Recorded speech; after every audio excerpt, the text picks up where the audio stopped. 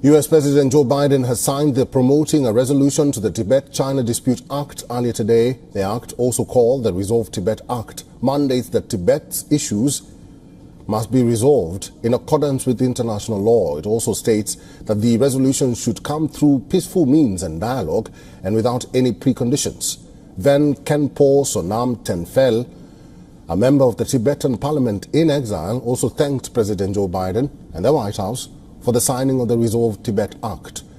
Just last month, the U.S. House of Representatives passed the Resolve Tibet Act in June. The act aims to build pressure on China to resume dialogue with Tibetan leaders. The dialogue, which has been stalled since 2010, sought to arrive on a conclusion regarding Tibet's future. After the passing of the act, a group of 7 U.S. lawmakers visited India's Dharamshala to meet the exiled Tibetan spiritual leader, the Dalai Lama. The visit came as a show of support for the Tibetan cause. The visit drew strong criticism from Beijing, who have categorized the Dalai Lama as a separatist.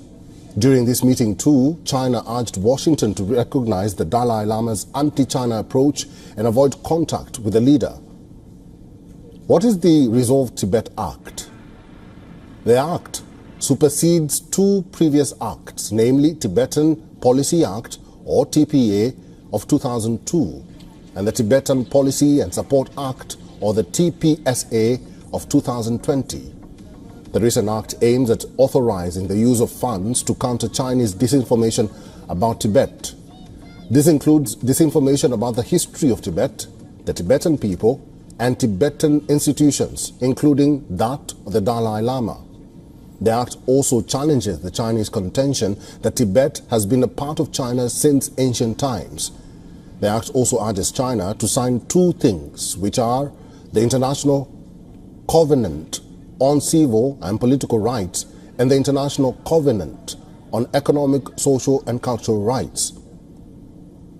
It comes as recognition of Tibetan people to self-determination and human rights. Finally, it also amends the 2002 TPA to define the exact geographical areas which are part of the Tibetan Autonomous Region.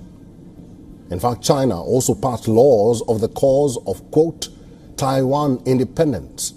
The law addressed punishing the opinions that, quote, incited the splitting of China by taking up the Tibetan cause under the cessationist law of the People's Republic of China.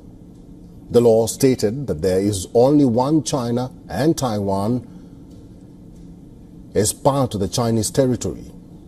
The acts that Beijing made punishable under its criminal law included initiating the Taiwan independence, attempting to change the legal status of Taiwan as part of China, an attempt to create 2 Chinas, falsifying the fact that Taiwan is a part of China, amongst other things like organizing separatist events and also dialogues.